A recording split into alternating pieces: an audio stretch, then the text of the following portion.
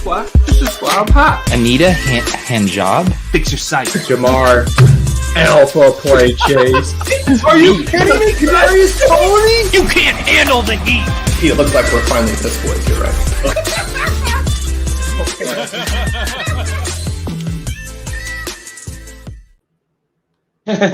I tried to time up the intro thing with the going live, and I did not succeed.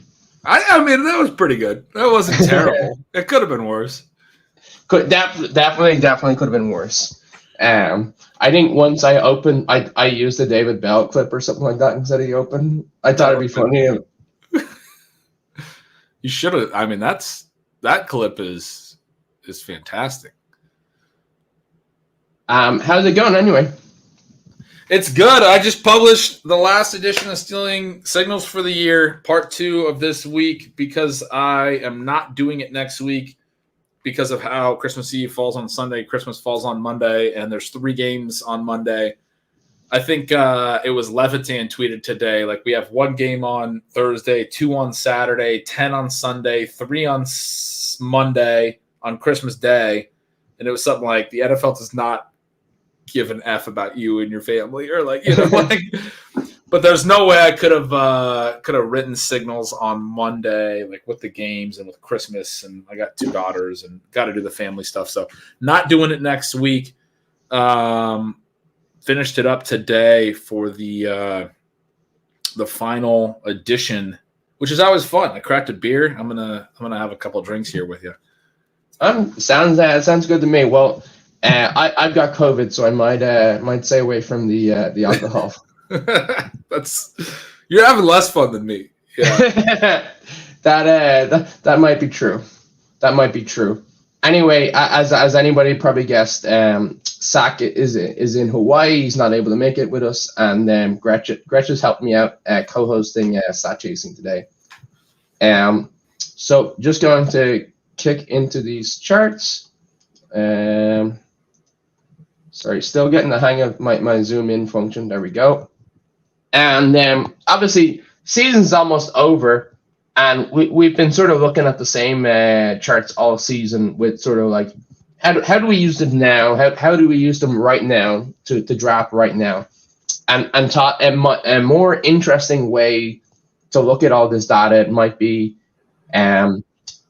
what should we be using about the data that we're looking at now for drafting for 2024 drafts, because they're only weeks away, and good to sort of like digest this data and use it to how should we think about next year? I love it. Yeah, I mean, I have not given a ton of thought to next year and what ADP and all those things will be. I have given a lot of thought and written about, for a lot of people over at Stealing Signals, have been reading the intros and things about some of the big trends from this year, the things that I think will influence the market next year.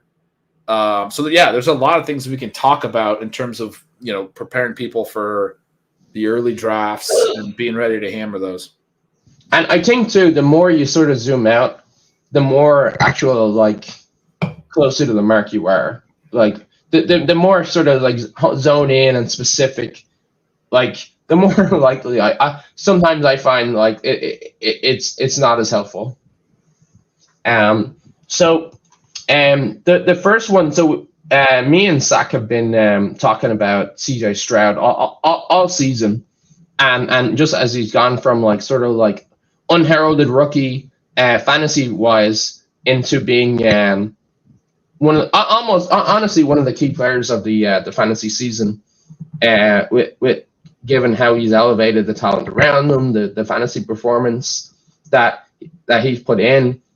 But I guess one thing that sort of stands out to me is that he's not a just stone zero in the running game, but he's pretty close to it. So it almost makes me think of like, should we just be thinking of Stroud as like a potential young Peyton Manning, or like that as that his like absolute upside case? Yeah, I mean, we're starting off hot, right? Peyton Manning as an upside case for a rookie is a lofty Right, praise. and I mean, he's a Hall of Famer, so I'm being high. But like, I'm trying to like think of like somebody who was like, he doesn't passer. run. He doesn't run. Yeah, right. Yeah, I think you're talking about a pocket passer. I mean, there's a lot of guys that you can compare him to in that regard. There's a little bit of mobility, like you said, but not going to be a lot. Not something to really bank on. I guess he's got 10 rushing yards a game, and he's got 3 rushing touchdowns this season. So, like, that's less than like Dak Prescott. Like, really, like that's less than Justin Herbert. Like he didn't run in the combine, and he was telling us he's not going to be a rusher, and he's sort of living up to that. Right. I guess my question, because that obviously matters for his ceiling. He is good as a pocket passer. He's put up some huge numbers. There's a lot of reasons to like him. If for some reason, I mean, the real issue would be is if they get better, if they're good enough that they don't have to throw as much, that he doesn't have to have these 380-yard, passing performances.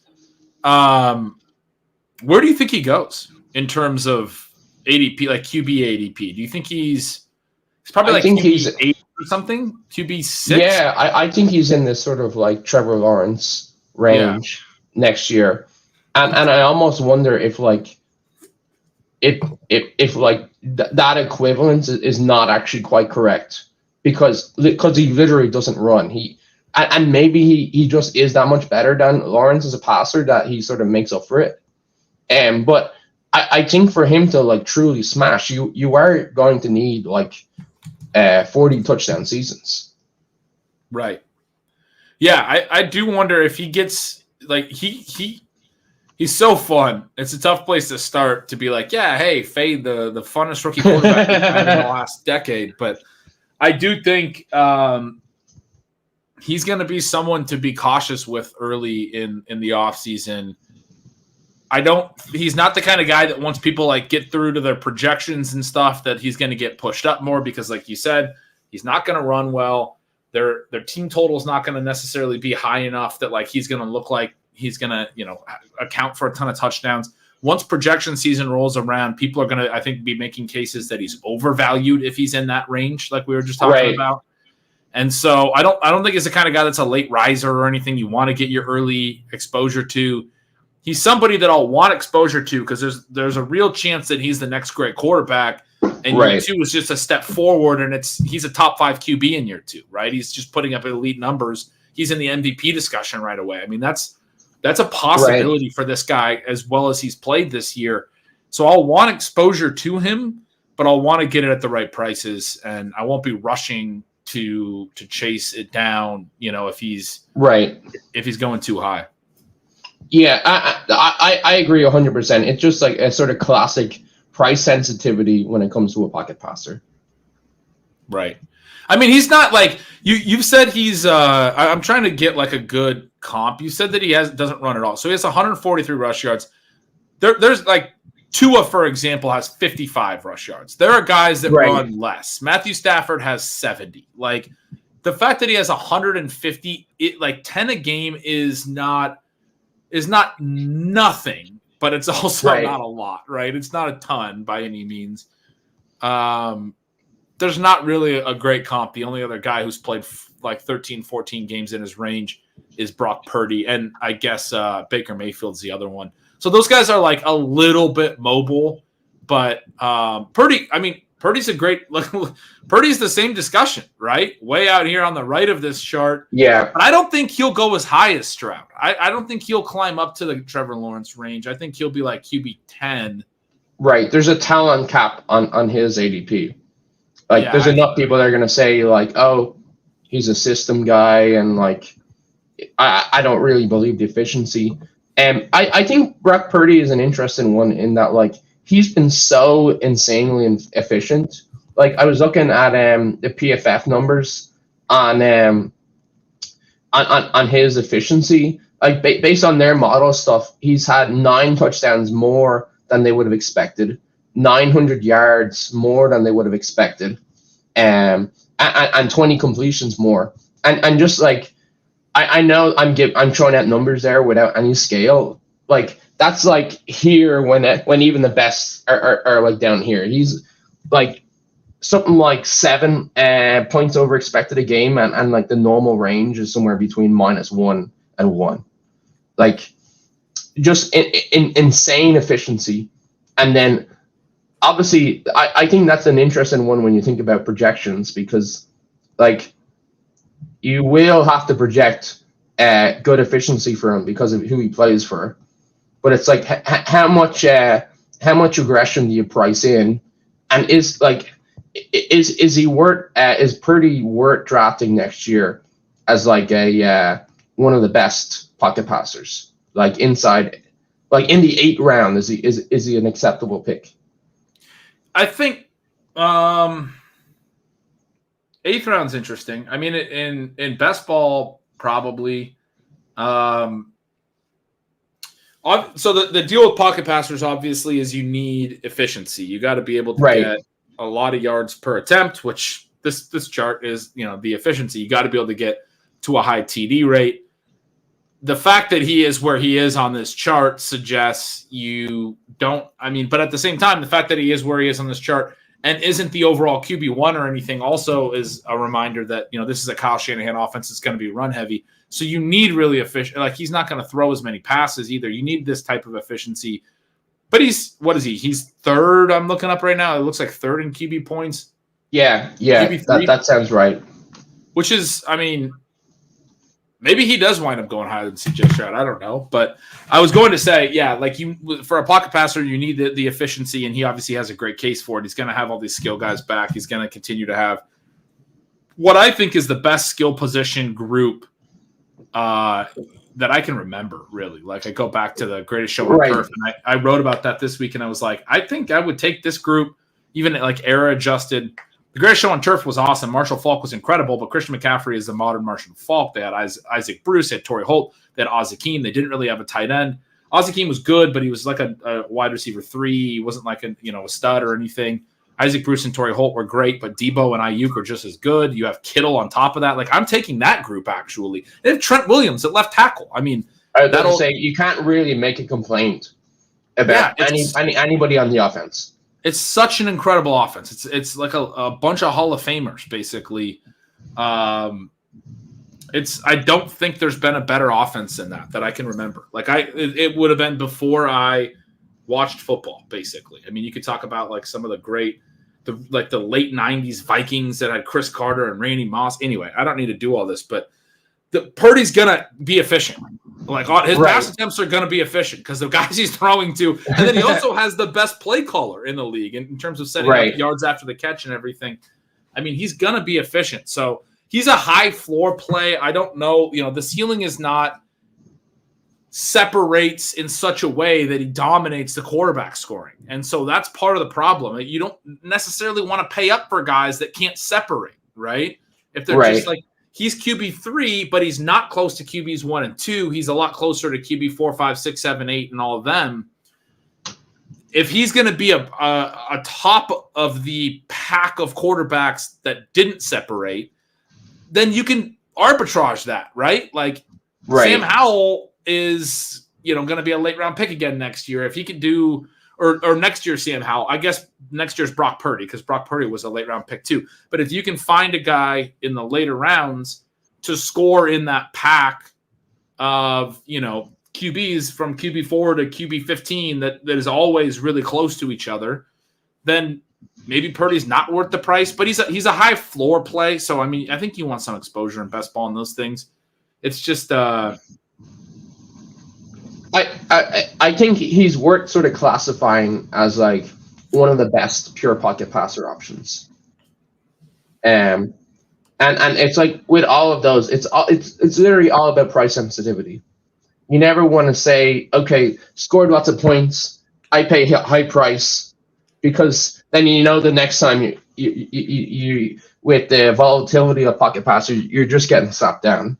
So it's like, okay, can you find the good price for that strong production?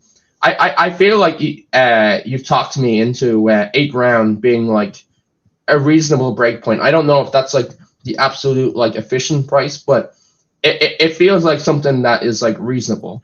Like you're not.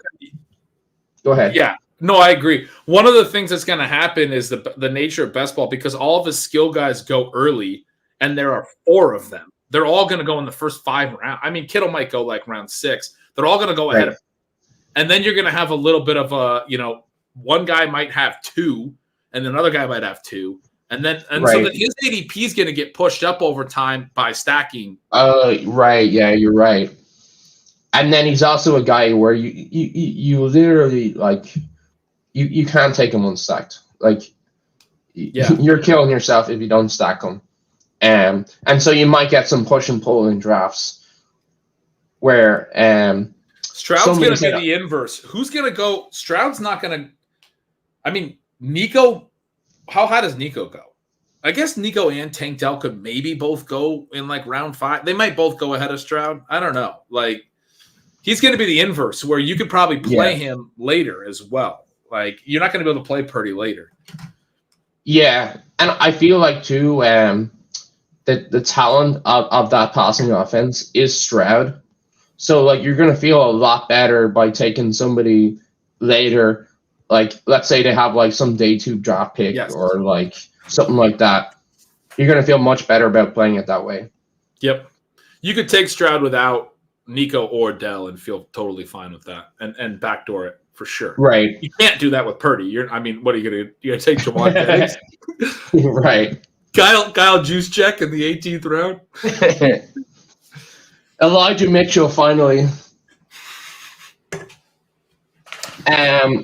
The other, so I one other sort of player here. I thought we're talking about was Tua Tagovailoa, and he feels like somebody who just played literally. He knocked it down, right down the fairway in terms of like exactly in line with expectations.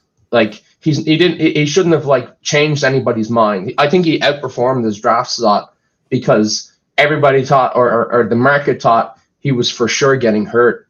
But in terms of like his talent and what he can do on the field, I feel like it was sort of like just a continuation. But I guess the question is like now that he's put in like and maybe we're not qualified to ask or answer this question. Now that he's put in the fully healthy, knock on wood, through 15 games, like should we just draft him as if like the concussion stuff and the injury stuff is that just like not a thing anymore?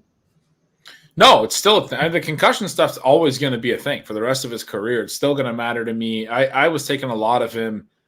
I think you said that really well, that he kind of just like knocked it down the fairway. He did what he should do.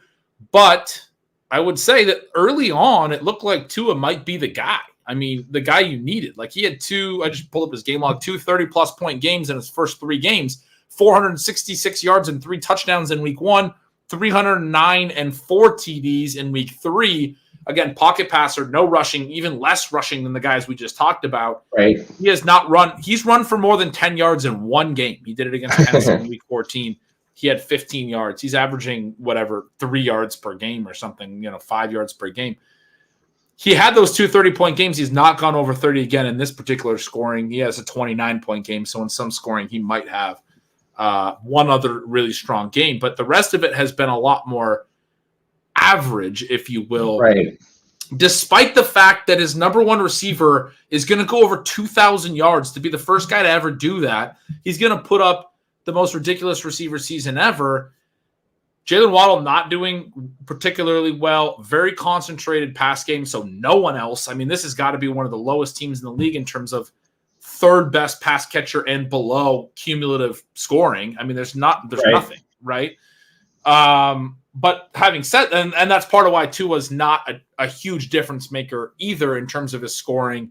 But having said that, in a year where Tyreek Hill mostly stays healthy, obviously he misses this past week, but you're also hitting on the macro stuff. No one's figuring out Mike McDaniel's offense yet, right? Like that was one of the risks. Maybe there's right. a counterpunch that defenses are going to have.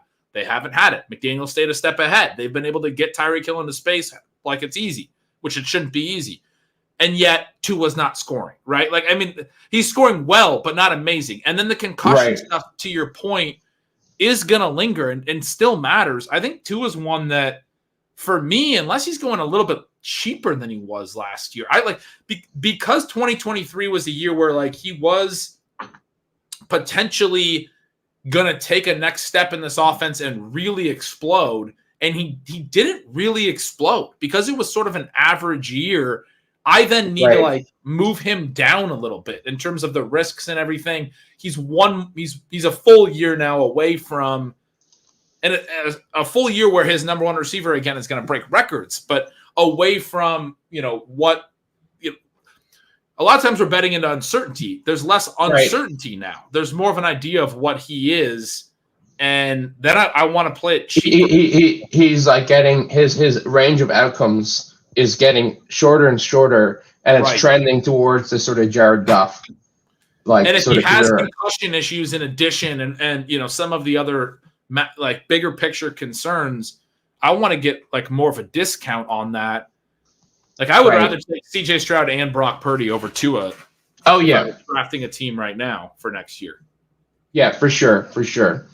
And it is kind of crazy to think, like you're saying, like somebody's putting in like an insane, historic, crazy wide receiver season, and it's like that. Tua's points are still like sort of average and in line. One thing I do wonder about that is because of some of these games goes like mental in, like it does feel like they've had a lot of garbage time games as well, especially against like some of the weaker opponents where like they've gone up by a lot of points and then it was almost not playing in the fourth quarter. Fair. I guess that is just some like maybe there is some like meat on the bone if they're in more competitive games. Yeah, and for another pocket passer, there's always meat on the efficiency, but like his TD rate is above the average here on this chart, right? But like he could be in the Purdy range. He legitimately could have a season where he's pushing like an 8%. Like I don't think it's impossible for him to do that.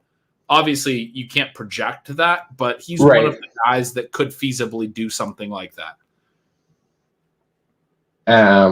So I agree with you. I think that's a fair point. There's definitely upside for him to be better than he's been this year, but he is close to the top of this chart in TD rate. He's second in adjusted yards per attempt. Like I mean, he has been efficient as well. Right. So he's had great efficiency. But I guess I wonder if some of the efficiency is also sort of like pushing down the volume. Not in every game, but in some games. For sure. For example, the Jets game, they had I think it was Mike White. Like they've actually, it feels like they've had a high amount of games like that this year, where he hasn't had to do anything in the fourth quarter, but at the same time, I guess that's something that's sort of hard to know. But at the same time, you want to see more points. They still lead the NFL in points for, yards. A lot of that comes from a game where they scored 70 and they got like way out ahead in points for, but they're still leading in those categories in total yards and points for. If your offense is number one in those two categories and you're QB 11, like, I mean, there's room, there's meat on the bone. There's all that stuff is true, but like the fact that he has 55 rushing yards and no rushing TDs is you're right. And then the other thing as well is like, that's sort of how like it goes for pocket passers too, that when you play well, you get to take some time off because you played that well and your team is ahead. So it's not that strong of a point about Tua. Another thing about him as well is I'm just thinking through this offense and thinking through like why he's not scoring so much. So a historical anomaly is just said right here. Mostert having 20 plus TDs also cuts into Tua's ceiling. It does, and I was just gonna say like their play calling. I haven't looked at this, but their play calling in the green zone inside the 10-yard line has to be pretty run heavy. They don't really trust Tua a lot in close, and you kind of understand why. Like what he is as a passer and where he's most successful is like between the 20s when there's space and they're getting guys like in motion and out into space. When the field condenses, he doesn't make a lot of great decisions in the red zone. He ends up throwing away passes. They run some fades and stuff. Low percentage passes. Fades are not high percentage plays at the goal line. And they have a really effective run game. So the fact that Mostert has 20-plus TDs and Dr. Evil saying he eats up the green zone touches, he's gonna. Like, or if it's not him next year, some other running back's going to. This is built off the Kyle Shanahan offense. They run the ball effectively. They have the run schemes. They're going to run the ball inside the 10. And so Tua's not going to get those short passing TDs. He doesn't have the QB skill set necessarily to get them. And they do have the run game to get them. So, like, they're not going to change that. I mean, that's not something – and you need the TD rate ceiling potential if you're a 55-yard, zero-rush TD kind of quarterback. If you're that pocket of a pocket passer, I think I'm going to be out on Tua next year, man. I think he's going to be overvalued. Yeah, I think you've sort of talked me into that as well, especially when you factor in the concussions haven't gone away. Right. There's still a lot of risk. Tyreek goes down. What if he tears his ACL? I mean, there's a lot of risk. Right. And there's like you have Waddle, you like Waddle, but there's not a ton behind them either. Yeah. There's not. I mean, it's a very concentrated offense. They've shown every time they've had guys go out in games, they've really struggled. They struggled when Tyreek went out the week before last. I think McDaniel does a good job at game planning when he knows a guy's not going to be in. But when he has to like contingency, like adjust in game, he doesn't do as well. The game that Achane went out, they like gave Mostert a ton of work, and he had his like highest snap share of the year, and they barely beat, I can't remember who it is, bad team by 7 points because they were just like calling the same run plays to Mostert. It's like that was part of their game plan, but the Achane stuff was out of the game plan, and they didn't have anything else. Like he doesn't like adjust on the fly well, which like because they're so concentrated. Like they have just a few guys. Think about it on like a big picture perspective. They've stayed pretty healthy, but if they got hit with big injuries this year, I mean, they haven't stayed incredibly healthy. Achane's missed a lot of time. Tyreek just missed a game. But I mean, if Waddle would have missed the whole year and then Tyreek goes out, like then what happens, right? Like they're screwed. Right. Yeah. There's like that's a big risk factor. That is a bigger risk factor for that offense than like another offense. For sure. Okay. I told you that I thought for sure we would keep inside 90 minutes. So I want to move on here to running back. And so feels like every year we're having a new discussion on what does it mean to be like a dead zone running back, and how do you approach that for fantasy, and so this year I think has been really interesting in that like a lot of the running backs with sort of like dead zone like adjacent profiles have sort of risen to the top of the usage metrics, and Rachaad White being like the top, basically as a percentage of team snaps. Over the last 4 games, Rachaad White is the top running back, and I guess I was looking at some of his fantasy expected points models, and like he has points over expected, but then when you look at like next gen stats, he's that has them as not being efficient, and that's sort of interesting because I know like Rachaad White is somebody who's like sack likes, and he's like, well, if the market is going to hate them, and he's literally a starting running back, like you just take them. Do you think the market will like accept? Do you think this sort of like it all depends on price. Are you going to have to pay like a 5th round? Like, would you pay a 5th round price for Rachaad White, given the data that we have here for next year? Yeah. Do you think he goes in? I was thinking maybe he'd be going even a little higher than that. The data here is great, but It's also, when you think about it year over year, it's reflective of the fact that he's been successful because of role. And typically with running backs, a pretty good heuristic is to be fading when the player is successful because of role. Like, they have to also be good. Now, Rachaad White has been really good in the passing game this year. He's been really efficient. He's caught a bunch of passes, like a really high percentage of his passes, over 90%. His yards per target is incredible. But I do think that's tough to expect to continue year over year, even though he had a really high catch rate as a rookie as well. The rushing stuff is still, like, it's been better over the last several weeks, but it's still, like, it's not amazing. It's not, I mean, it's not even great. It's fine. Okay. Yeah, it's fine. He's had a couple games over, 4 yards per carry, which earlier in the year, he wasn't even hitting that with regularity. Right. And so he's done that now, I guess, for 4 weeks in a row. He had one game where he went, 15 carries for 100 yards. That was a big game. But other than that, the whole season, he's not had another game where he's gone over 4.5 yards in a game. I mean, it's not like, and so for the year, he's at 3.8. Like, he's had a lot of poor outcomes as well that have brought that average down. I'm concerned about him as a long-term runner.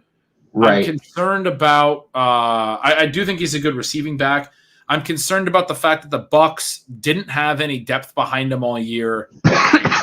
They ended up cutting Keyshawn Vaughn. Chase Edmonds was hurt. And then I was saying when Chase Edmonds came back, I thought Chase Edmonds might have an opportunity to really carve out a role. But that was right about the time Rachaad White really started to hit, right? The first game Edmonds came back was one of Rachaad White's best games of the year, and he's been really good since. But I do think the Bucs are a really good bet to add to the running back position this year. I think they tried to this offseason. Yeah. They tried to cheaply this offseason with Edmonds in free agency and with Sean Tucker on as a UDFA. They have a lot of holes. They're going to go other places, but they are going to bring in more running back bodies, and eventually they're going to hit on someone that's going to turn this huge usage number down a lot for Rachaad White, and that becomes a problem. Like, Christian McCaffrey's not at risk of losing that. Kyren Williams is a dude that I think the Rams have the exact same thing. Like, they thought Cam Akers was going to be one of their 1-2s, but they had a bunch of personality issues again. They end up just shipping him out. They've had no one else. They're going to add. They're going to add a running, whether it's free agency or in the draft. They're going to add. They like Kyren, and Kyren's going to be the lead going into next year, but there's going to be a legitimate number 2, I would guess, by week 1 of 2024. And so, some of those types of guys, when I look at this and I think for next year, I don't want to overvalue their usage. Now, Kyren has been a lot better than I thought he would be. Like, he's actually been really efficient. So he's played well. Yeah. He's a different from that perspective. And just I was looking at his Kyren's ADP in playoff best ball, and obviously Rams are not highly drafted, but Kyren actually goes before Cooper Kupp in playoff best ball, and if that's any indication, to me that's sort of signaling that if a never too early drop today, he'd be going in the 2nd or 3rd round, which feels extremely early. Even given what you said, that they like Kyren. Kyren has been good, but it doesn't make any sense for the Rams to roll into 2024 and say, okay, Kyren is our plan at running back, and that's it. We're not going to split him. We're not going to bring anybody in. It doesn't make any sense for the Rams to say yes, Kyren Williams is going to play on the field every snap for the rest of the season, for 2024, I should say. Yeah, I don't think. I mean, they like him, and McVay's been willing to really lean into one guy, and they've definitely done that with him. He also got hurt. He's a small back. That was one of the concerns, right? He's undersized, and he got hurt and had to go on IR for a period of time. He did come back and is very effective.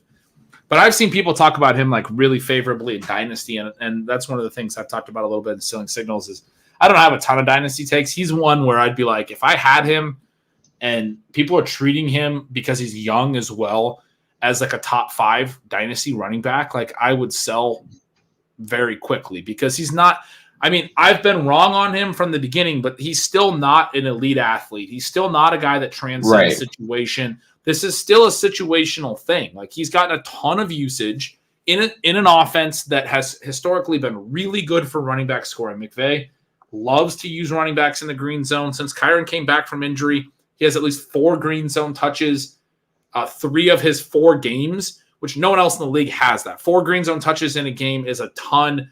I know this week there was one player who had 5, and then 4 was tied for second most in the league for this week. Most weeks it is, like if you have 4 green zone touches, you're one of the top 2 or 3 running backs in the league that week. He's done that in 3 of the 4 games since he came back. Because every time they get down there, even more so than we were just talking about with the Dolphins, they give the ball to their backs. That's something they've done since Todd Gurley, CJ Anderson. They've done with Sony Michel. They did it with Sony Michel. Yes, literally any back. And they use these guys. They really lean on them when they have a back that they're riding. They play him at a really high rate. That could all be really good. I could totally see Kyren being very successful in 2024 as well, actually. So I don't want to say I would completely fade him. I could see the situation being good for him. But I do think at a first 5-round cost that I would be very cautious with him because it is very situation dependent. He will probably have more competition. I'm not convinced that he can hold up to the rigors of a heavy workload for a full season as an undersized back. He didn't show that he could necessarily this year. There's a lot of concerns, I think. There's concerns about obviously still Stafford's health and the health of the offense and whether it could collapse, which was a concern going into this year for the Rams. So but mainly, and he's not the type of back that is like insulated from some of those risks in the way that like a true superstar would be. Like if Brock Purdy goes down tomorrow, like it might change CMC's projection by like 0.00001. Whereas if Stafford went down, like you cut Kyren's projection by like 5, by a dramatic amount of points, just because. Like you said, he's so relying on that situation and the team centric stuff. For sure, exactly. Your internet, buddy, is like a little bit choppy, unless it's mine. Your internet's a little bit choppy. It might be. I'm sorry. I'm on the best package I can get. Okay. I'm on the best package I could get. I love that. Yeah, no, I didn't know if there was something you could do to. I see. Phil, who's nice enough who does the timestamps. He said I sound fine, so it is you. Oh, okay, great. So back to running back talk. The other one I had sort of marked out here was Pacheco, who's also it's sort of interesting, I think, because any running back for Kansas City is going to be benefited or almost always is benefited tremendously by the role. Andy Reid always has these good schemes, like you're playing with Patrick Mahomes, so the offense is good. But then he does have his Pacheco is physically very gifted.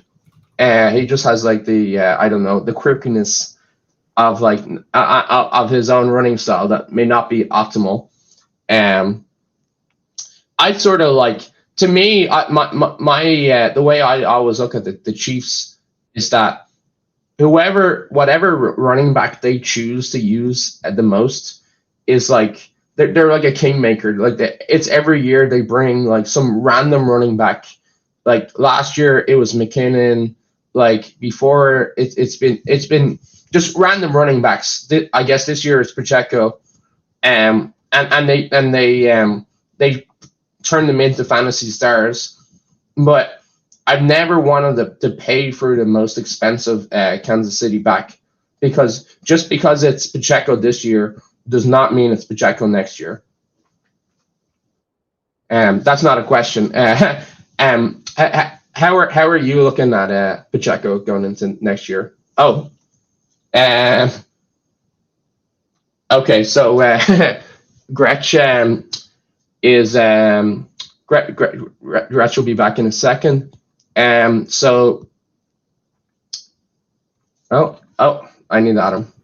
I actually went on a long monologue, and I didn't even notice that you were gone. No, I heard it. I don't know how to vamp, but somehow I did while you're getting that figured out. Yeah, I'm still hearing you as choppy, which is weird because everyone in the chat saying that they are not, but must be something on my end. But no, I did hear what you were chatting about. I was like, hey, I'm back here, the backstage.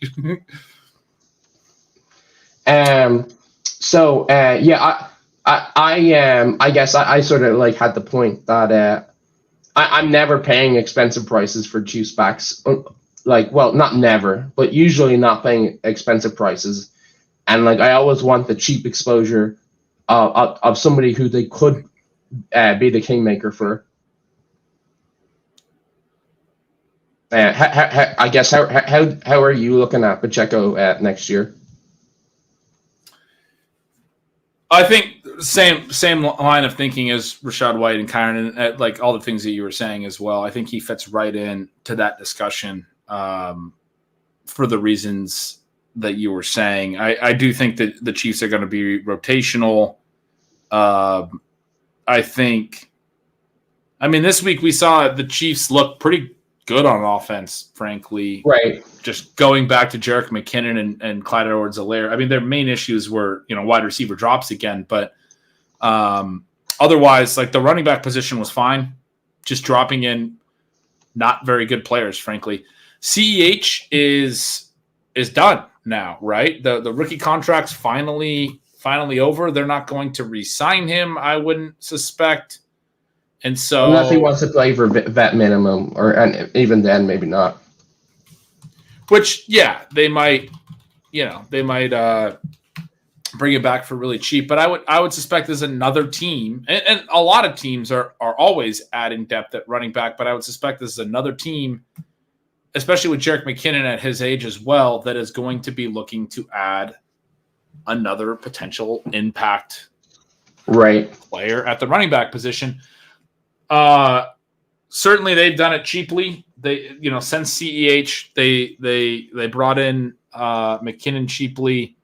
They got Pacheco in the 7th round. They went and got Deneric Prince cheaply. They're trying to not make the same mistake they made with CEH again. And so it may not be anyone super notable, but I don't think Pacheco is like a special player, right? I mean, I don't think there are a ton of special running backs.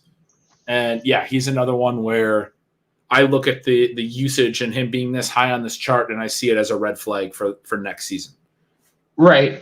And I mean, when you're talking about never too early drafts, it's before the draft. And so you have to be super vigilant to the team taking an early draft pick on a running back, and then your guy is just nuked. I feel like with the Chiefs, there's like you have that risk, obviously, that could happen. But then there's also the case of like somebody they could just bring in, somebody who like you're not thinking about right now. They bring him in, and then by the middle of next year, he's their starter. Like they regularly do stuff like that. I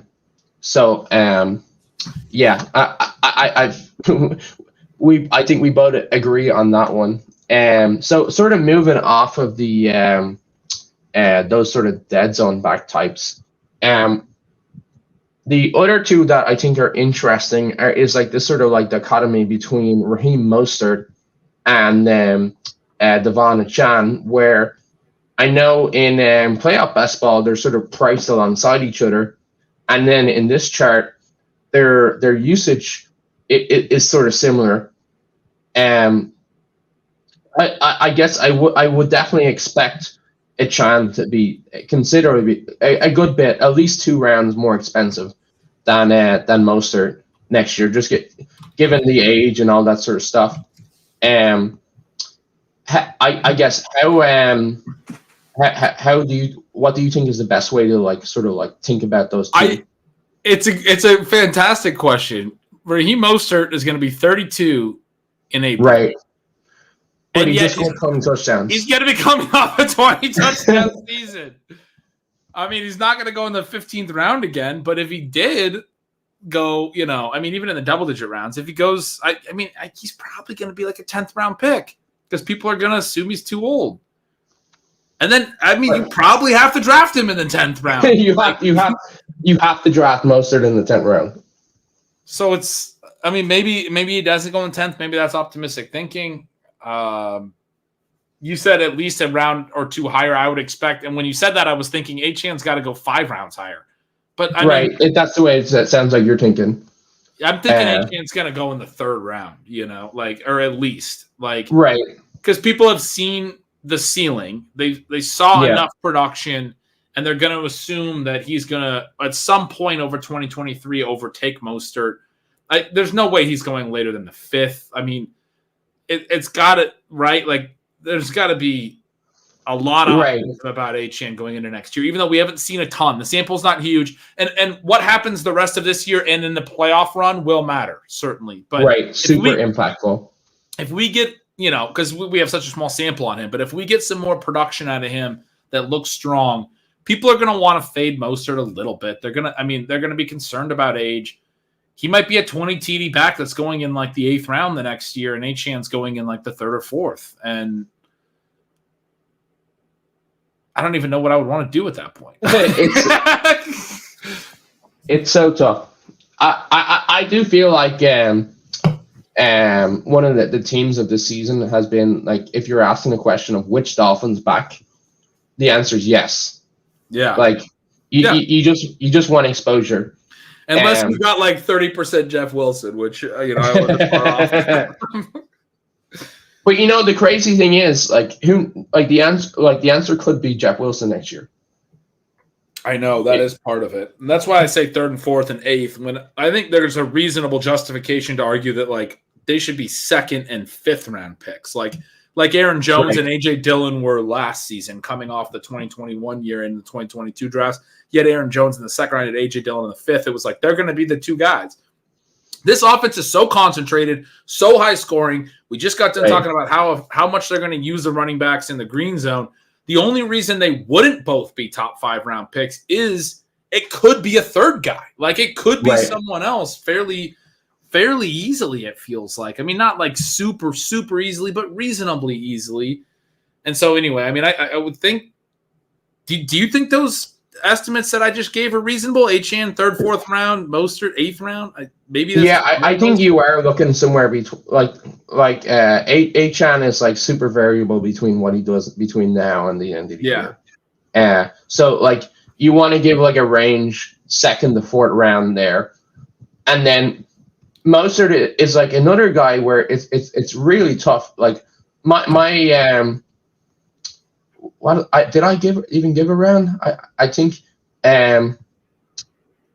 my sort of thought was I guess fifth sounds like a normal place for him to go. I guess I just wonder, because I know he has this career of being injury prone, and we haven't seen it this year. I think I'm stuttering because it's so tough to think about where he should go. I think 5th is it's fine. We've never had anything like this. There's no comp. No. Because he has been injury prone. He came out of nowhere late in his career. He's a late career. The best comp is probably Priest Holmes. Go all the way back to this mythical character in fantasy. We don't have any underdog draft data for that guy. We don't, but for a lot of people who were around when fantasy football was sort of coming of age in the early 00s, Priest Holmes is this mythical guy. He was the first legit superstar for a few years. Marshall Faulk was before him, but people weren't necessarily playing when Marshall Faulk was this star. Anyway, he didn't really break through until, I'm looking at it now, it's age 28 season. He has a 2,000-yard from scrimmage season. The year prior, he had 800 yards. Age 29, 2,224 TDs. Age 30, 2,127 TDs. That's when he had this 3-year stretch at the back end of his 20s and going into age 30, and he was a superstar. But back then, no one cared about running back age as much. So like you just drafted him in the first round. Like he was a first round pick every year. People care a lot more these days about the running back age. He's not going to, Mostert's not going to go as high as 20 touchdowns, and he's going to finish with 25 touchdowns. Right. It's going to be mind blowing. Like trying to figure out where this guy should go next year is crazy. And the thing about his age is as well, he's still he's got the 9th fastest running ball carrier speed at 21.62 miles an hour. One of the reasons I bring up Holmes as a comp is he didn't really do much until he was 28. And there's this, it's been kind of debunked, this idea of less tread on the tires and everything. But I do very much believe that you just can't be a high volume runner for 10 years in the NFL. So if you haven't been one, until later in your career, then okay, you'll just do it, for a few years later. It's easier to be a running back at 32 if you haven't been doing it for 10 years, right? As a high volume guy. Being a high volume running back in the NFL, it has to impact your health. I just don't believe that it doesn't. And so then the absence of that has to matter also. The biggest correlation to injury is just touches, right? It's how many times do you get tackled by these huge defensive players? And over a career, obviously it's not going to be one for one. And there are people that have shown that but I think there's good data that shows that at a certain number of touches, you run out of steam. And that's the big reason no one does it until they're 30, because the really good backs hit these cumulative numbers before they're 30 plus. If you don't start getting big volume until as late as Raheem Mostert, that's the Priest Holmes thing for me. But then Priest Holmes did wind up getting hurt the next year after that, and his career ended pretty quickly after that 3-year run where he was scoring 20 touchdowns every year. So I guess the question would be then, where are you interested in taking Mostert? I know. He's the kind of guy that when I acknowledge that there is a ceiling that could bury me if I full faded, but I also acknowledge that there's extreme risk, that I want to be typically not even with the field, slightly under, but I do want exposure, right? So I want, and it's almost price agnostic. It's not going to be entirely price agnostic, because when this kind of guy is 12th round or later, you can actually get well above the field on him. And I actually was on Mostert this year, which has been, fantastic. But when they get into the single digit rounds, you have to get exposure when they have this type of game breaking potential. At the same time, I don't want to bury a bunch of teams when I see there's a ton of risk as well. So it's close to even. I tend to be slightly underweight on this type of profile, where I acknowledge there's the real ceiling, but I don't want to be I don't want to be taking on an extreme amount of risk. I don't want to be banking everything on this one pick, Yeah, I was sort of thinking that somewhere around the 7th round is where, I'll take on that risk. No problem. You build differently with him, right? He's a great first running back in a 0 RB build if he's going in the 7th round, because you're already making this bet that he's got to stay healthy, and it's a low probability bet. But if he does, you're getting potentially 2nd round running back production in the 7th round with this firepower in the first 6 rounds. I don't know that I would want him as much in a build where I went double anchor running back in the 7th round. It doesn't make as much sense, right? Right. And then somebody like Mostert can bridge you to just throwing an example out, Ty Chandler. You're getting very little from Ty Chandler all year, and he's not helping you get to the playoffs, but maybe somewhere like Mostert does, and then is not as impactful in the playoffs, but he helped you get Ty Chandler there. Yeah. It's a 0 RB. It's the Frankenstein running back build type of player. And honestly, the more we talk about it, the more I think he's going to be a 5th round pick. He's not going to be a 5th round pick. Yeah, I think you're right. I think you're But I right. still will take him as my first running back in the 5th round on some teams if he's going in the 5th round. Like, I'll be underweight, but I'll do 0 RBs and take him in the 5th. And then Right. The other one that I keep seeing buzz or comments about is Chase Brown, where people are like, this guy's going to be a 6th round pick next year, 7th round pick. Wow. Because of a couple, he got clocked at 21 miles an hour, and now we're ready to call him a 6th round pick. Well, it's I should say that the tweets about it are like, it's going to be the morons that take this guy. Oh.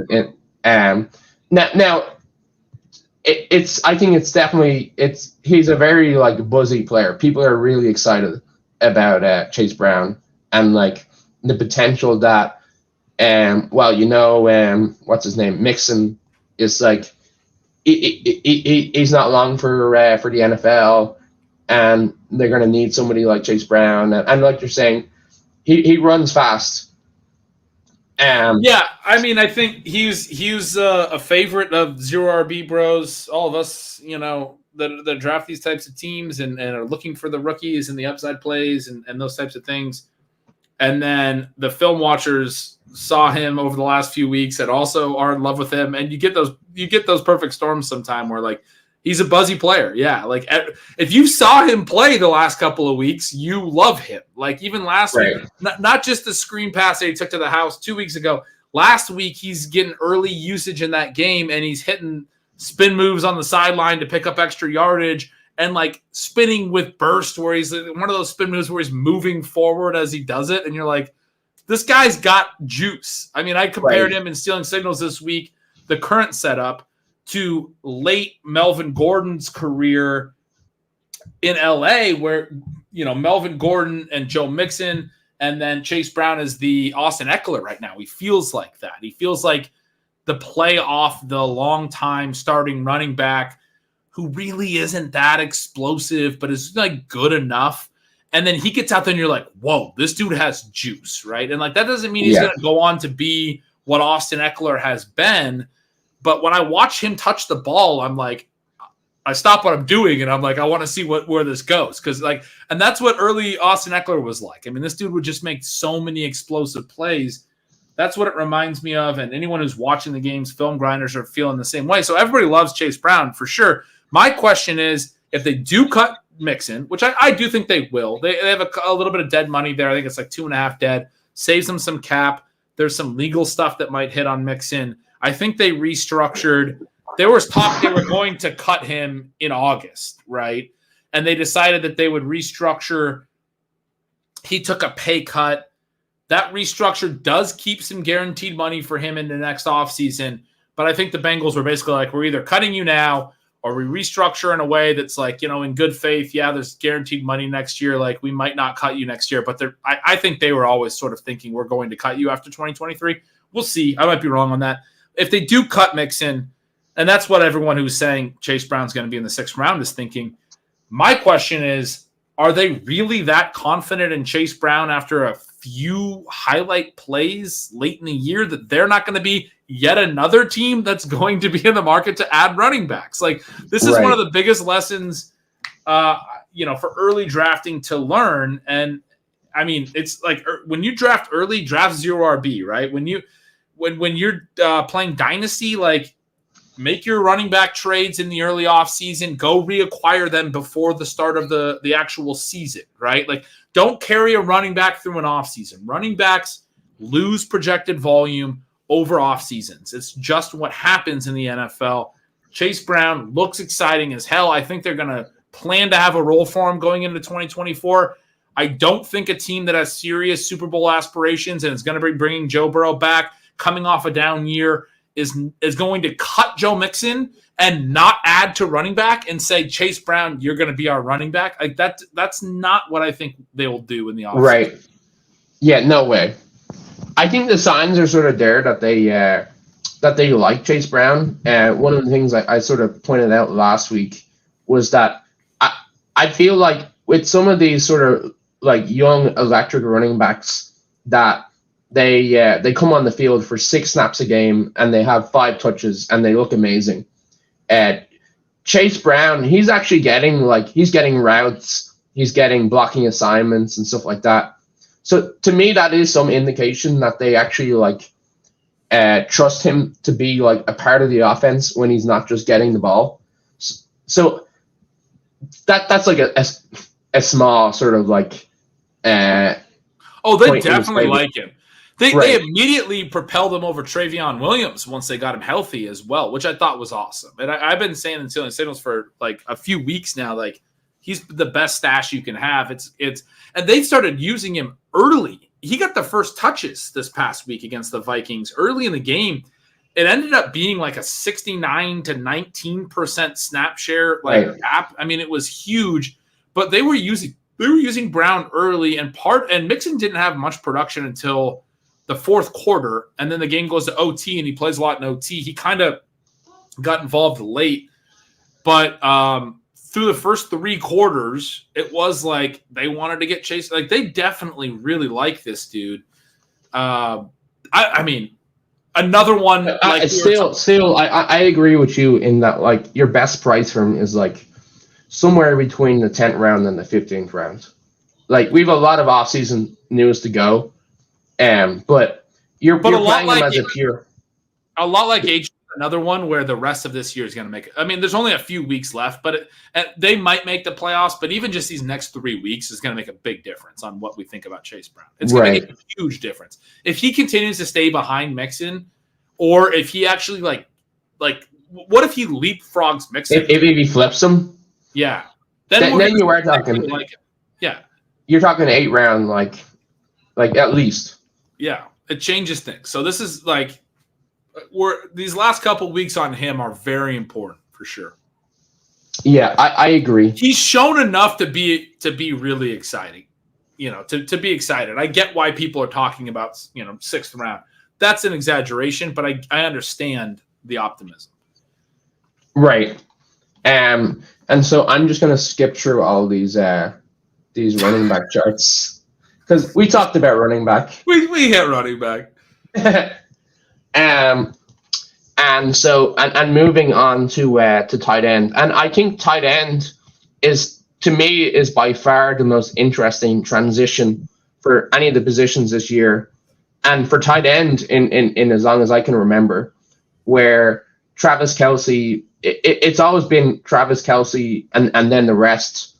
Whereas this year, Travis Kelce's been like a lot, like he's been in line with his sort of like normal production. Like if you look at it like 5-6 years, but he's like, how do I say it? He's another year older.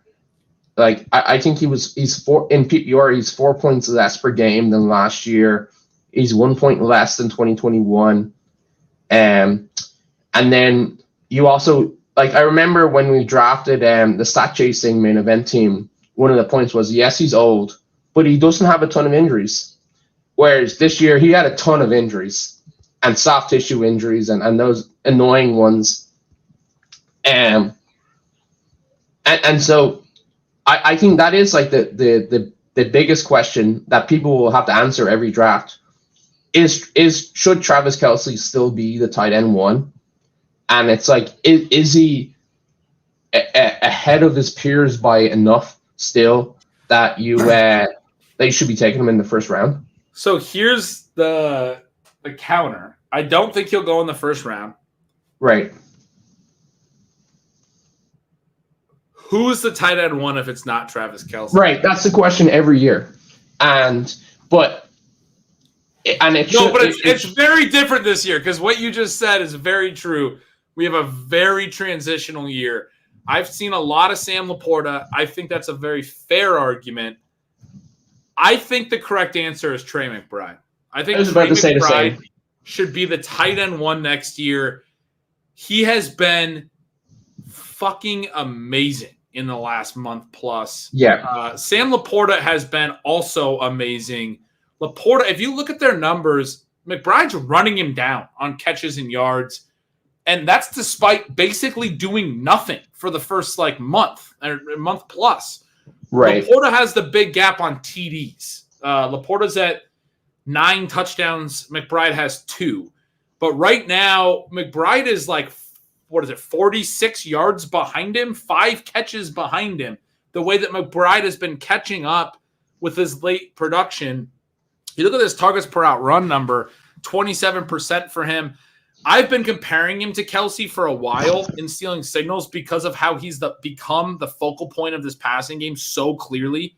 And one of the notes I had this week was because he got banged up with the shoulder, he wasn't on the field in a key green zone play. And the announcer, the color commentator, is literally going, they don't have Trey McBride on the field, pre-snap. And it's you get that comment when Jamar Chase isn't on the field. You get that comment when Justin Jefferson's not on the field. These are the guys that are watching the old game tape. The announcers, they're watching games to prepare for their assignments. And that guy is, I can't remember who it was, but he's clearly that's their playmaker. That's their go-to guy right now. Trey McBride is their offense. I've been comparing him to Kelce. I've seen Adam Levitan on Twitter a couple of times this week compare him to Gronkowski, which is a better comp for the way that he plays. He's so big and athletic and physical. It's Rob Gronkowski. That's it. It was a light bulb for me to see him. He was calling him Trey Gronkowski, and I'm I love this. This is incredible. In the last 5 games, in PPR, he's 17.3 points per game. That's the tight end, the elite tight end number. Or sorry, I'm not saying that it's exactly the threshold, but that's the type of number that justifies the early draft pick at tight end. And Kelce, I agree with you. Kelce this year is a tight end 1 in points per game at 16.0. I mean, last year he was over 18. You said he's fallen, right? But 17.3 is a full point per game plus better than any tight end this season. That's in just the last split, obviously, and splits data can be misleading. But McBride he's been that good. He's been that good that I think he's got to be up there. Whether it's him, Laporta, Kelce's going to – I do think we are in that transition period, to your point. Hawkinson has to be in the discussion, right? Andrews still has to be in the discussion. Yeah. There's a good 5 tight ends there, and we haven't even said Kittle. We haven't said Darren Waller, who, was rising into the second round in tight end premium this offseason, but he's not going to go that high next offseason, but is somebody else to consider. Kincaid has been successful. There are other, there's other players in this rookie class. People love Musgrave or, whoever wins out. Jake Ferguson is probably the top of the rest of the rookies. Ferguson, I like Kraft more than Musgrave, but both of those dudes, Dallas Goedert is still around. Kyle Pitts is still around. Cole Kmet, I think, is good, especially if it's no longer a Justin Fields offense, which it very well may not be. I think Cole Kmet's been successful enough that he'd be a really interesting tight end 9, tight end 10. He might be one of the most interesting dudes if that offense does take a shift. There's so many interesting. Evan Ingram is still, there are so. I didn't say David Njoku yet. It is a transition period. And Njoku's been incredible this year. He's played really well. There's a lot of really, really interesting tight ends going into 2024. My thought going into this podcast was that you don't quite have the ceiling of the Travis Kelce. But, with Trey McBride, maybe we do. But the thing about it is we've got more depth at strong tight end options than I can remember. Yep. There are so many really strong. Well, and what's funny is, and this happens every year, we talk about a lot of tight ends, and then there are people that say every year we talk about a lot of tight ends and say it's deep, and then it's not actually deep. The reality is tight end is a position that has a high bust rate. It has a higher injury rate than wide receiver for whatever reason. It's closer to running back in injury rate. It's also a difficult position to play. It's also a usage position where you get the situations like Kyle Pitts where he's just not being used particularly well. You get guys that get held into block too much. There are elements that lead to less statistical production. Wide receivers don't have to deal with that. They run routes on every pass play. Running backs get handoffs on every run play. Tight ends also have an offensive lineman element to their job. Right. It's just one of those things. So there is that stuff, but I still completely agree with you. It's different. This is a year where it's not the same thing. We have real legit, like, and I've said this before, I think going into last season, 2022, that we were deep with interesting profiles. And this is sort of the manifestation of that a couple of years later, where some of those profiles have hit, the Hawkinsons and stuff have hit. But we're now in a situation, the Komets have, he looks good. We're now in a situation where, like, it's not that it's deep. It's not going to be deep into the double digits. It's going to be deep from tight end 1 to tight end 10. Like, the really good profiles are strong. And there is no clear number one because Kelsey's come back. But there's going to be 10 really good tight end. I think like 2 elite tight end might be a really interesting. When I say elite, I mean first 10 tight ends. So it could be tight end 7, tight end 9. Something like that could be a really interesting profile. My really good best ball teams are the ones that have Laporta and McBride. If you get 2 guys scoring every week at those levels, it's huge. I mean, or Njoku and McBride, or whatever combination. But those are cheaper. These guys are going to be more expensive next year, but there's going to be 10 or so good ones, and maybe grabbing 2 of those, maybe on the cheaper end. It's going to be interesting with this position. I think I've always liked taking 2 strong tight ends, and if the prices stay in check, and they might, just because people can't stay fixated on all 10 of them. I think I agree that could be a really interesting strategy.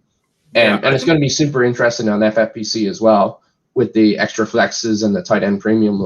That's going to be a really fun way to play. 3 tight ends. Draco, you ready to triple elite tight end? I'm in, man. Let's fire up some co-managed early best ball drafts. Me and you will do some 3 tight end builds in the first 5 rounds. I'm here for that. These guys are in the chat. Ray and Phil are talking about Michael Mayer. I mean, again, I think Michael Mayer has looked great, especially we'll see what he does these next couple weeks, but he's another one you got to throw in. Going into he's had a more traditional rookie tight end season. We know that rookie tight ends don't typically crush, but year 2 would be the year that you'd expect a guy who looked good as a rookie to break out. He has been efficient. Austin Hooper's probably not going to be a problem next year. It would not surprise me if Michael Mayer is a really good tight end next year as well.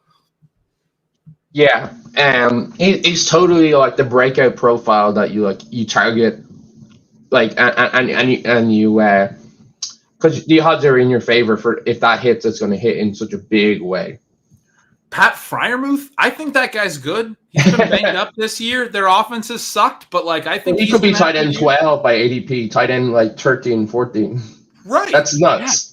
Yeah, he's going to be 13, 14. He's not going to be any higher than that. I mean, these guys are going to be about. Mayer's going to be tight end 15. Right. He'll be your fallback plan. Right. Yeah, I remember he was going in the 19th round in FFPC. I know he's going super late on Underdog. He's probably going a little bit earlier than that, but really, not much. So yeah.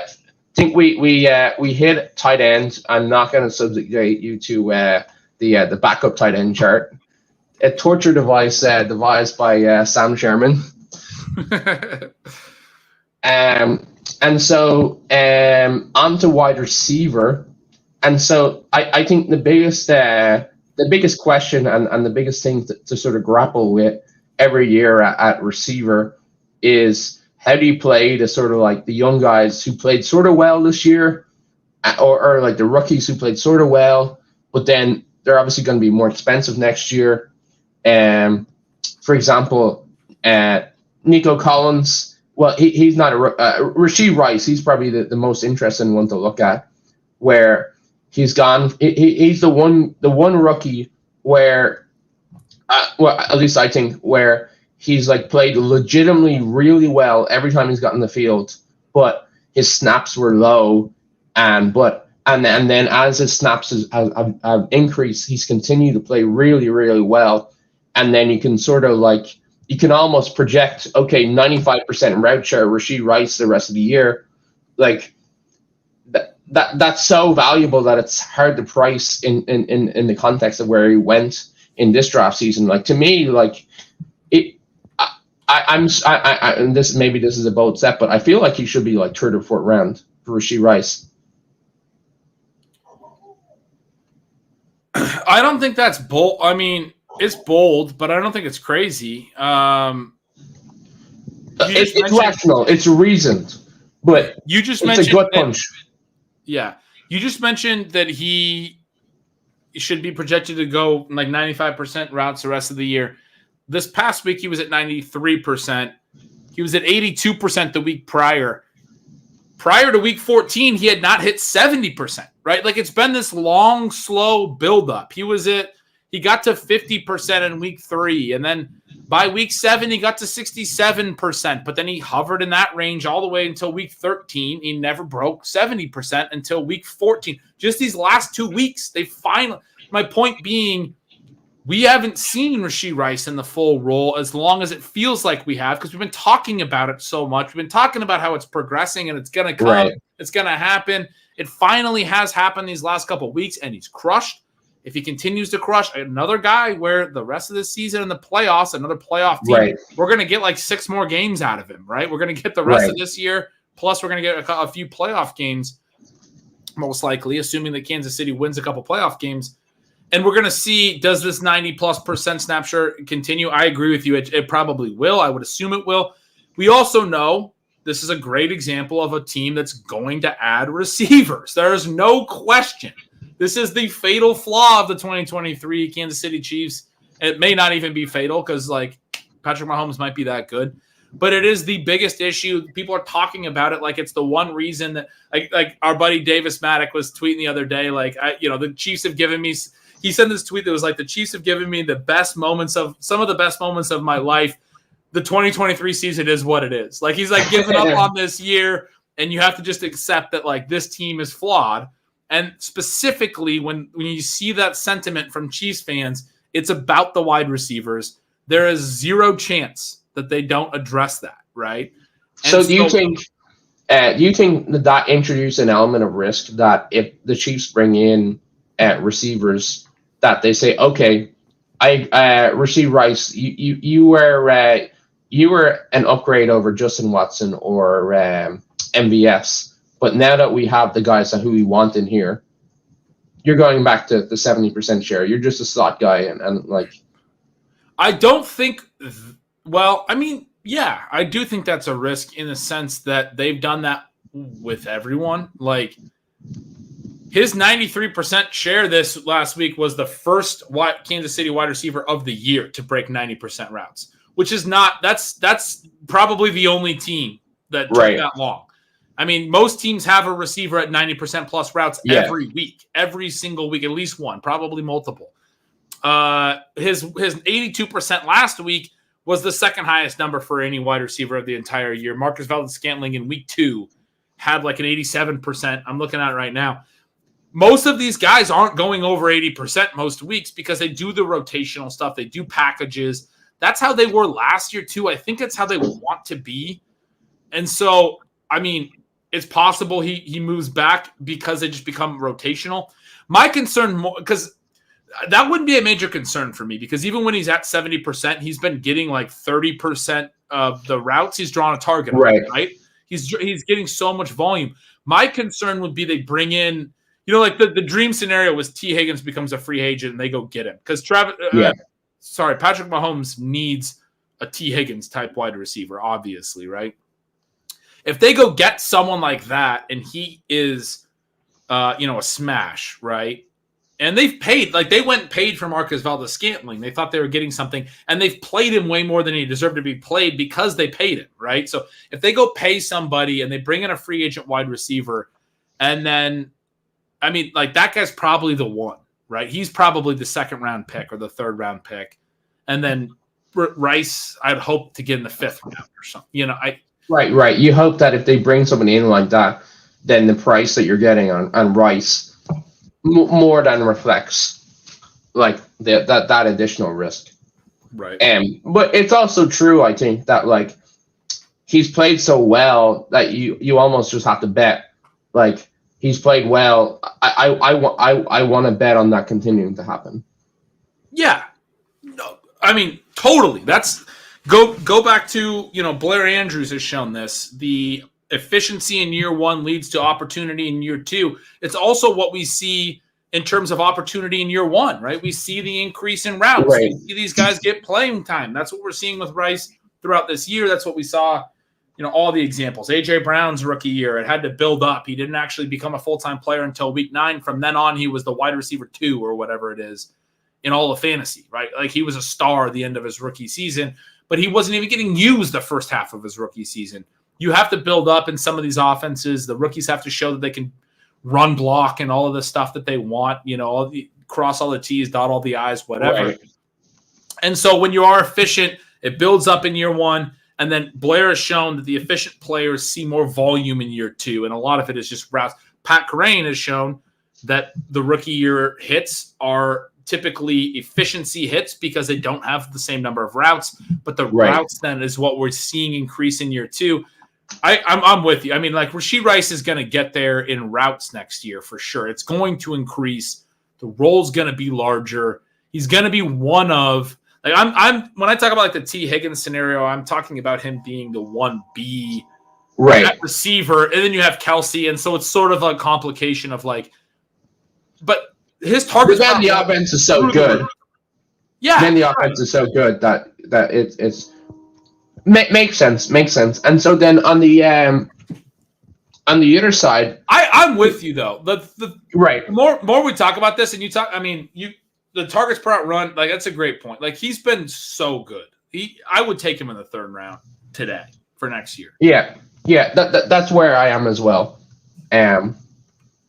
So on the other side, two rookies that were more heralded. And have had these big splash games, Jordan Addison and Zay Flowers, where like their targets per out run have been in like the high teens, but then they've had like the deep plays. They've had the high routes, mid-teens target per out run, and then they've had games where they've had like the deep shots. Like Jordan Addison just put up a crushing game in fantasy this past week. But it does make me wonder, like, is that sort of evidence from their rookie year that, like, while they're better in best ball types, like that can perform those big weeks, that maybe we're not seeing that they're like that they're sort of dominant receivers, or is that too early? Like it's their rookie year, so too early to sort of like say that.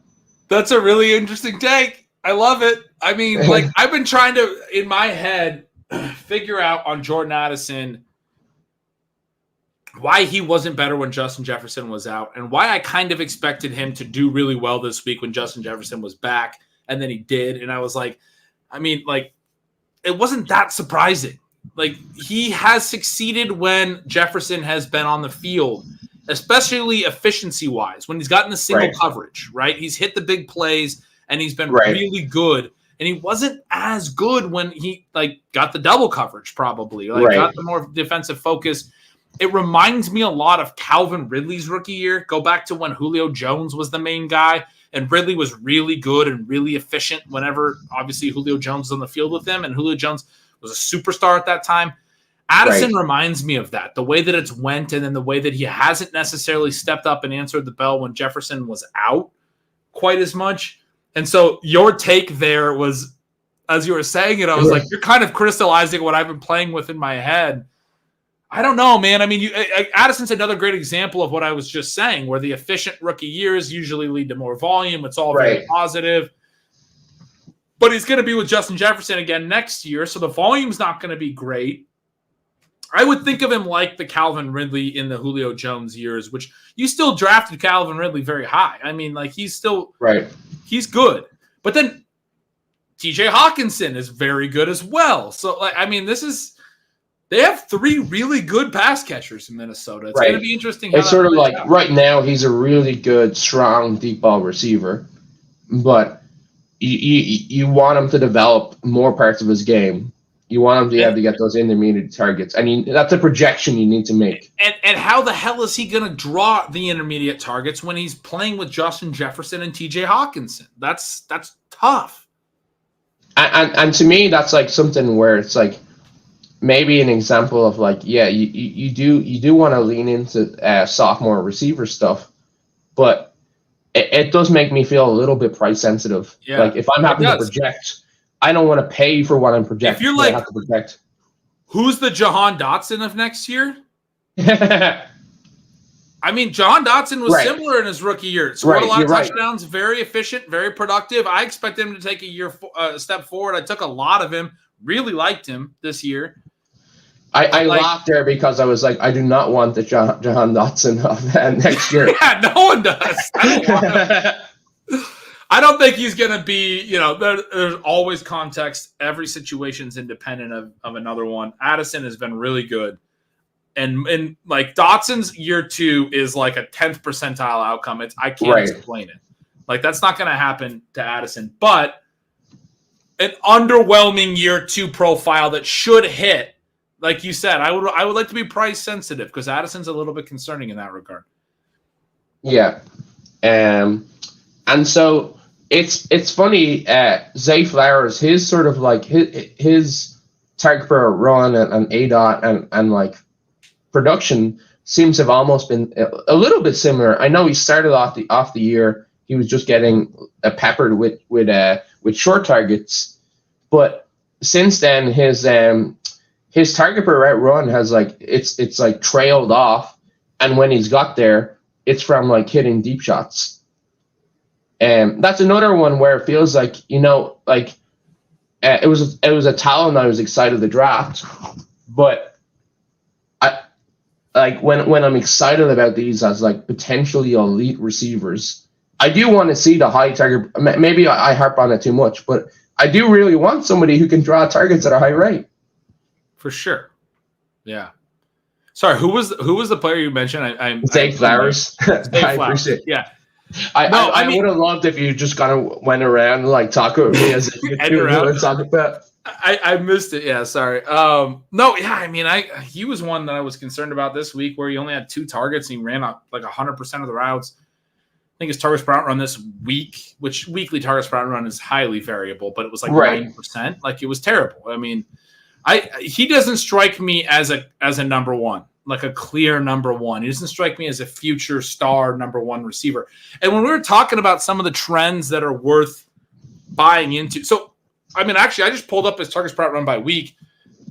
It's a great example of the primacy effect where we emphasize the first in a series of numbers. Zay Flowers came out 36% targets per route run in week 1. We all remember that.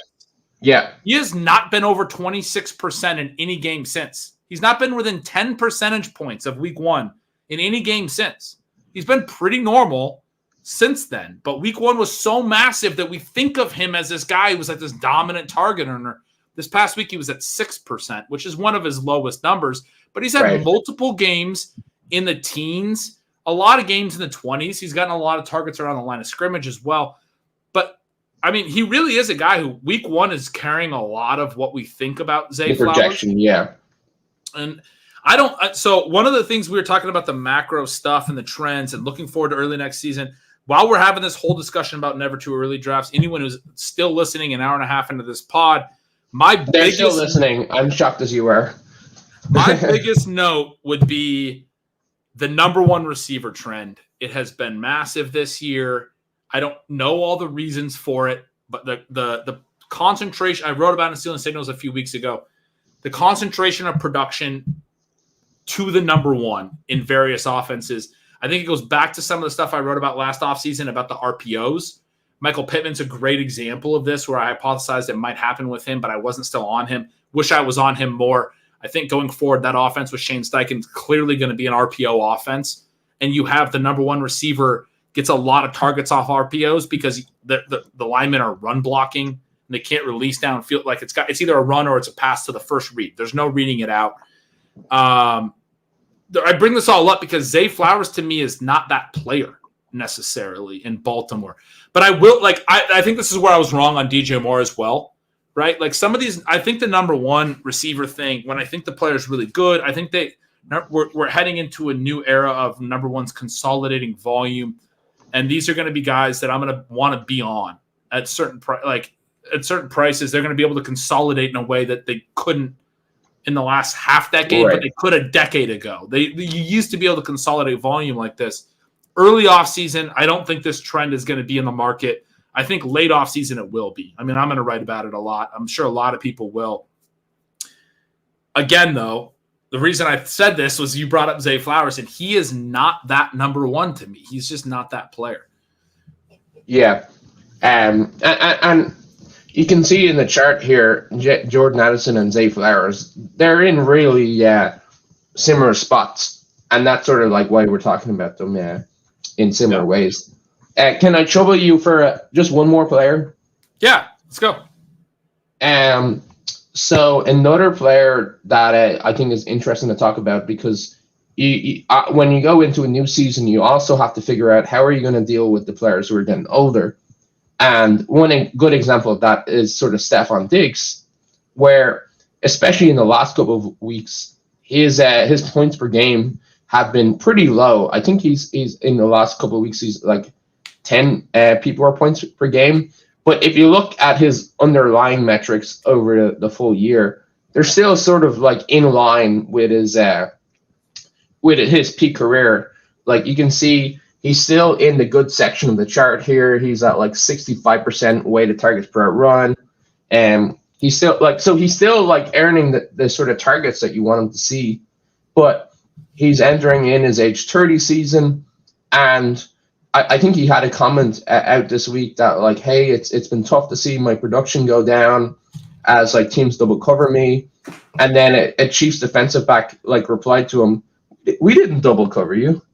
You just suck." That's funny. I mean, he has 1,000 yards already, 8 touchdowns. He's having a good year, just not a great year. Part of my concern with Diggs is a lot of the off-the-field stuff. You always get it, right? It was an issue. He didn't show up to minicamp this spring, remember? And it was like the first day he was gone. And it was like, what's the problem? And then he was back the next day, and there's always like a drama around him. When he was banged up or something, or I don't remember when it was, but his brother, Trevon Diggs, right? Or Trayvon Diggs for Dallas? Yeah. Cornerback was sending out all those tweets midway through the year about how they weren't good until he came. Josh Allen wasn't good until Diggs came. We don't talk about harder to quantify risks as much as maybe I think we should, but he's a good example of a player where when there's already risk on him being 30 and 31 and some of the other factors, these off the field risks become magnified for me, because it does become a question of whether the player is worth it anymore for these teams at a certain point. And the second his production starts to fall, the Bills are going to be done. They aren't going to put up with his antics anymore. We saw with Antonio Brown, for example, with the Steelers, as soon as they were out, and then even when he went to the Bucs and Brady wanted him so bad, they eventually he left in the middle of a game. Obviously, he has some other stuff going on for him as well, but it becomes the risk. How much maintenance do you put up with?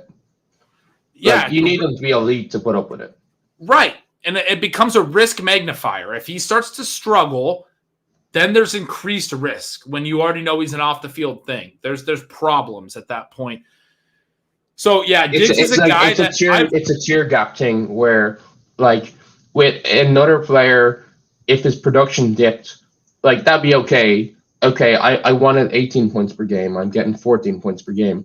Whereas with Diggs, it goes to 14, and then that's not good enough for the team, and you're not even at 14 anymore. Yeah. So for me, I've loved Diggs his whole career. I've always been in on him. There's scenarios where I don't draft Stefon Diggs ever again. Is sort of where I'm at with it. You start to see this type of fall off.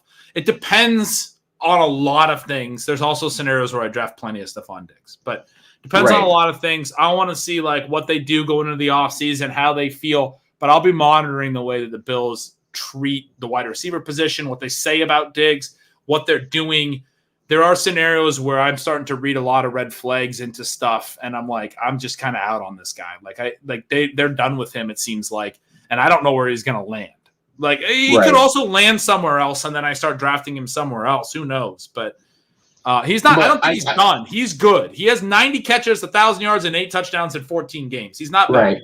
We're not saying Stefon Diggs bad at football, but this season he was like a first round pick, and let's say people give a bit more credence to the age and stuff like that, and he's a second round pick. Like the question I ask myself, like even apart from that off the field stuff, it's like going into this season, would I have paid a second round pick for Keenan Allen? Like given the similar, like sort of like, I know Keenan Allen was coming off the injury and Diggs isn't injured, but it's like you're talking about an elite producer who's getting older. Do I still want to pay like one of the highest prices I can for that? Yeah. And like it's tricky. It starts to go towards no. With Keenan, at least this off-field stuff. Like he's not a maniac. I took Keenan in the third in a lot of leagues, and in part because I think Keenan is the kind of guy that can age well in a locker room, right? There is important elements there, I think. Right. Yeah. No. That is important. My point was like I sort of feel like Diggs will be a second round pick, and as the age, even setting aside the off field stuff, a second round pick is probably too much. And then you add the amplifier, and it's like, oh, I get more nervous because of it. Yeah, for sure, exactly right. Okay. Is there anybody else that you had wanted to talk about? I basically made you talk about a bunch of topics. No, man, this is a blast.